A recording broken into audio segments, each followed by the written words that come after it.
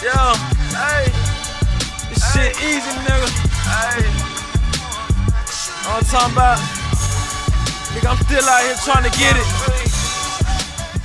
Contender Regime Boxing, checking back in with y'all, man. What's good?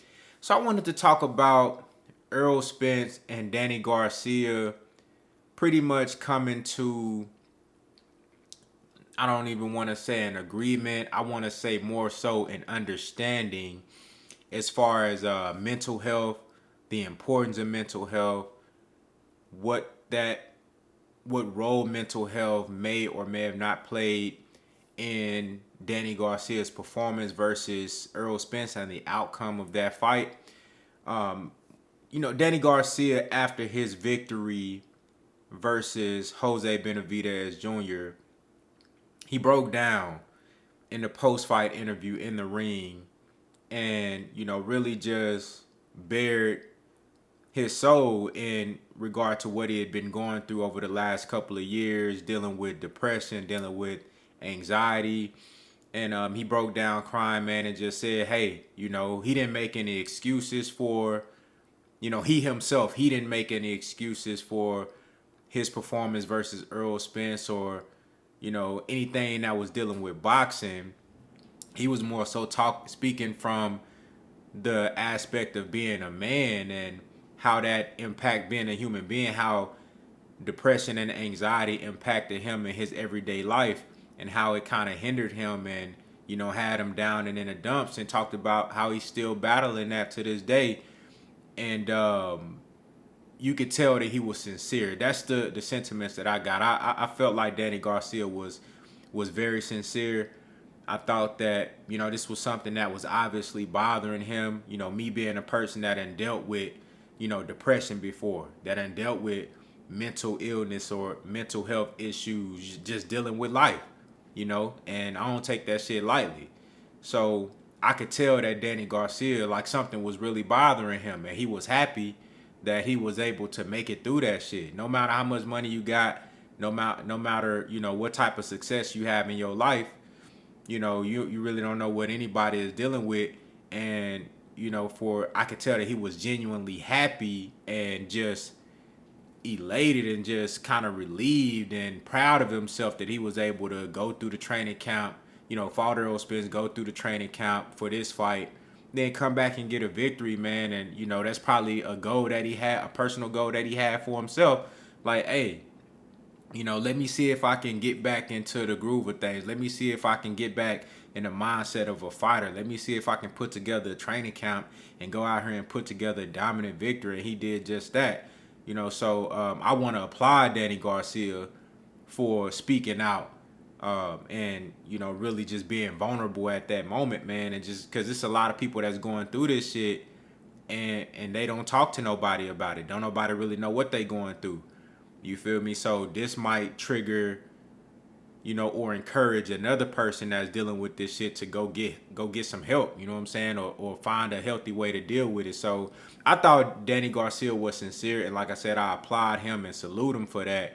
But Errol Spence came out and, he was talking about he didn't like how the Garcias were making excuses for Danny Garcia losing to Errol Spence, considering all of the things that Errol Spence was coming back from, a near-death car accident, having all these type of, scars and lacerations on his face, having his teeth knocked out and dealing with the PTSD and the trauma from that, and then having to lose, 50, 60 pounds, you know what I'm saying, 50 to 60 pounds to come down from like 180, you know what I'm saying, and be able to get down to a healthy weight, 180, 190, almost 200 pounds, you know what I'm saying? So, it's a lot that went into what Errol Spence dealt with as well, but Errol Spence was more so speaking to Angel Garcia, because Angel was really the one that was making the excuses, talking about if the fight would have happened before the pandemic, because they were saying the pandemic really put Danny Garcia in a bad mental space, and I guess there were some other things as well. But Errol Spence was just basically saying, look, man, hey, we all going through shit, and don't try to use that as an excuse for why I beat you, because I was coming back from something too. One might even say that what I was dealing with was way 10 times worse than what you was dealing with. Ain't no telling what was going through the mind of Errol Spence. You got people out here wishing that he died in that car accident. You got people out here, saying that he'll never walk again, saying that he can't take a punch, saying that he'll never be the same. It's still people to this day questioning whether or not Errol Spence can compete at the same level that he was competing at before the accident. You got people calling him a drunk, people questioning, what type of man he is, what type of father he is, what type of character he got. That type of shit right, and when you know that shit ain't true, that type of shit right there can drive a man into a depression or anxiety. People throwing dirt on your name and they don't even fucking know you. You dig what I'm saying? So ain't no telling what Errol Spence was dealing with and what he's still dealing with to this day. Then you get the Manny Pacquiao fight and you get a fucking eye injury. Now you miss out on the biggest fight of your fucking life. You know what I'm saying? So Errol Spence was just basically saying, man, look, I done been through some shit too. And I was coming off of something devastating as well leading up to that fight, but I ain't make no excuses. And he was more so speaking to Angel Garcia. And, just recently, I believe earlier today, Danny Garcia tweeted Errol Spence, was saying like, nah, it's not an excuse. You were the better man that night. You beat me. You were the better man that night. I make no excuses for my loss against you, and salute to you. But mental health is real. Mental illness is real, and you can be affected by that. You know what I'm saying? And he said his piece, very respectful, but he gave Errol Spence his props and cleared the air and said like, nah, I ain't making no excuses. You feel me? And then Errol Spence responded back to him and he said, that was more so geared to your pops. I understand that mental health is real, and I appreciate you and applaud you for speaking out towards that, because there's a lot of people who are dealing with the same thing and they don't voice that. They don't speak about their feelings or their traumas and the things that they're going through. They just hold that shit in, which can be very unhealthy. You know what I'm saying? Errol Spence could very well be one of those people, but maybe he just choose to deal with it a different way. Everybody not the same. Everybody have different outlets. Everybody have different ways that they get away. You know what I'm saying? So, Errol Spence, he basically was like, man, look, I respect you. You feel me? Like, what you did was very admirable.